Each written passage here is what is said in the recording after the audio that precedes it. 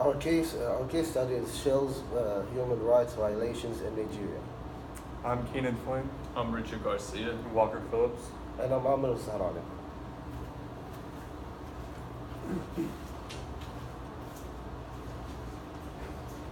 Milton Friedman once says that there is one and only one responsibility of business to use it, which is to use its resources and engage in activities designed to increase its profits so long as it's within the rules of the game. And our case study has three main factors, which is the environment, the people, and the results. And my colleagues will walk you through it.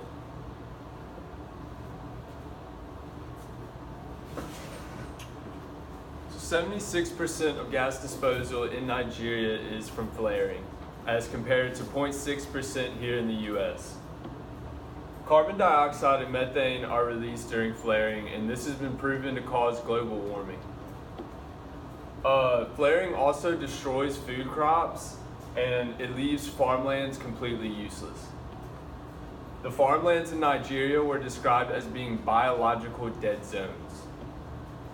Acid rain is produced, which makes water undrinkable, and it stunts the growth of crops. Oil spills cause the only river with drinking water for the village of Bottom to be completely destroyed. Shell avoided a timely cleanup of their spills because they felt like they didn't have to. This picture depicts damage from oil spills, and all the surrounding area of this delta in Nigeria is completely black and ruined.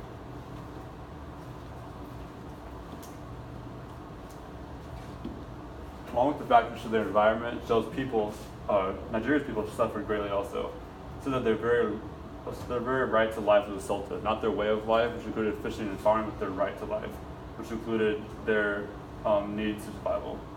Because of this, peaceful protests happened from the Alzahrani people, and Shell requested assistance from the notorious Nigerian mobile police.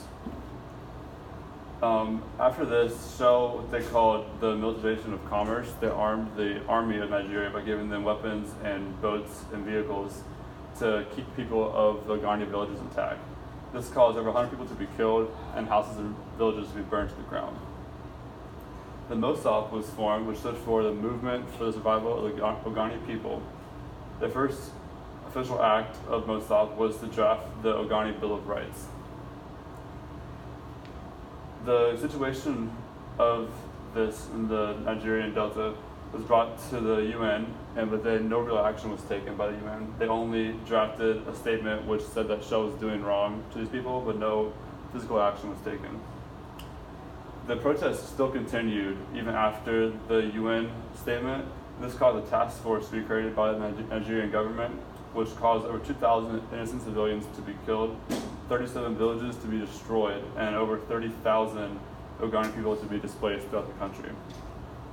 At the end of the protests, 9 MOSOP leaders were convicted and charged with conspiracy to commit murder because they were thought to be a threat to the government. They ended up being hung at the end.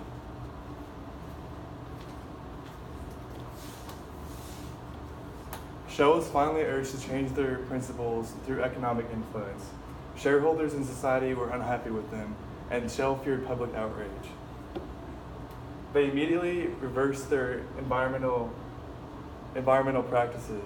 They phased out flaring and reduced the oil spills in the region. They did these immediate changes and then took a look at themselves. They hired a PR company named Sustainability. This company opened up Shell to the world and made the company more transparent. The company also placed environmental targets for the company. They also announced that they would have a new accountability. They would no longer be accountable for their shareholders, but also be accountable to their customers, society, and to the environment.